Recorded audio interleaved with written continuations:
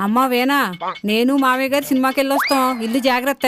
నేను వస్తాను అత్తయ్య గారు. ఎందుకమ్మా డబ్బులు దండగా? నేను చూసొచ్చి నీకు స్టోరీ చెప్తాను కదా. ఇదిగో మేము వచ్చేసరికి టిఫిన్ రెడీ చేసి ఉంచు. ఎందుకు అత్తయ్య గారు డబ్బులు దండగా? నేను తిని మీకు టేస్ట్ చెప్తానుగా. ఆ?